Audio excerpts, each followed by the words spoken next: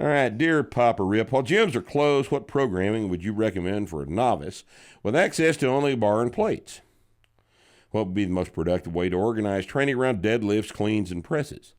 Should squats be substituted with front squats for a clean? How about rows, RDLs, and the etc.? Well,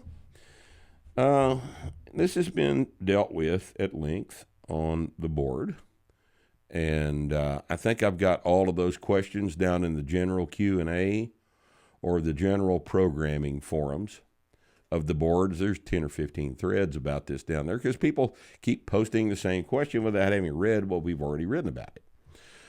Andy Baker has got a program available down there, but here's the bottom line, kids, and we talked about this before. If you don't have access to the squat, the bench press, the deadlift, the press, and power clean, then you can't do the program. All right. Now, you can do what you can do, and that's better than nothing, but it's not the program. All right. If you can't squat, your deadlift will go a long way toward keeping you strong. But the whole program is the whole program. We can't redo the program because we can't redo physiology and anatomy to circumvent the problems caused by the government's reaction to the COVID-19 virus. That's their fault, not ours. Now, if you can't squat, your squat's going to go down. Now, you can deadlift. You can get your deadlift up. You can clean and press. You can clean. You can snatch. You can learn how to power snatch. There's all kinds of things you can do. You can't front squat because you're not going to be able to clean as much as you can front squat, and front squats are just a clever way to leave the hamstrings out of the squat. It's not a squat. I am assuming that eventually, although I don't actually know this to be true, I'm assuming that the fitness industry will be back online within a few months.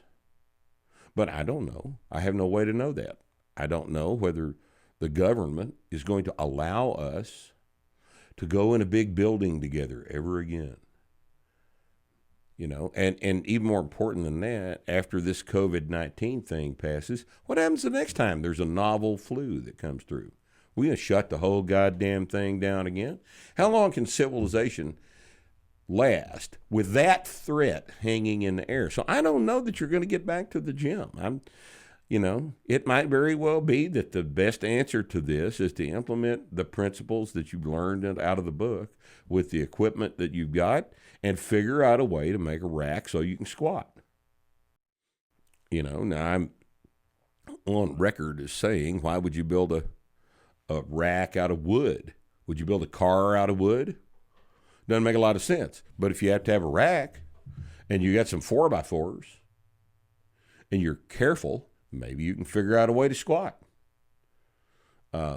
Certainly not optimal. It's certainly less safe than an actual rack would be. But if that's your only option, maybe you better figure out a way to exercise it. Yeah, you can row.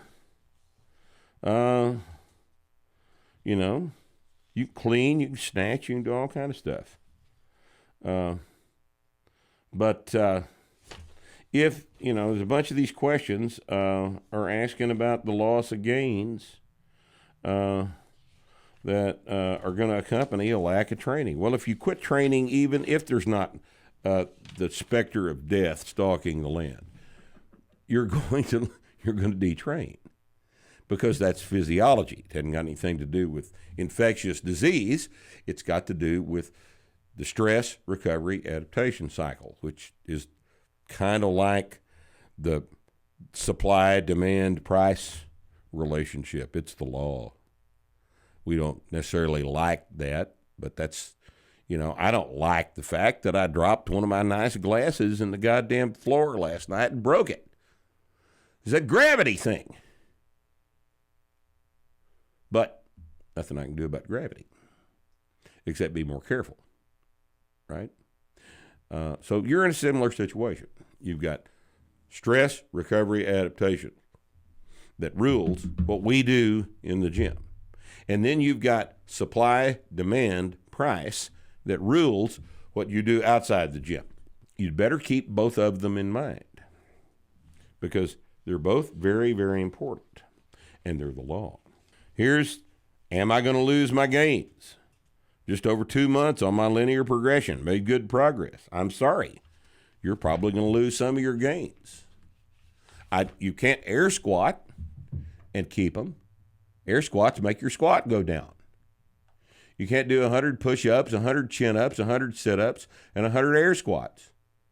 It makes your strength go away. You just want to be sore, go ahead and do that. But sore and strong are two different things entirely. They're absolutely unrelated. We've talked about that several times. If you're just looking for a way to get sore, just jump off of the car and land spread eagle on the driveway. If you're very careful about how you land, it will produce a very satisfying total body pain experience. Kind of like 100 air squats and 100 push-ups, 100 chin-ups, 100 sit-ups. If all you want to do is hurt, just do that. It takes less time, too.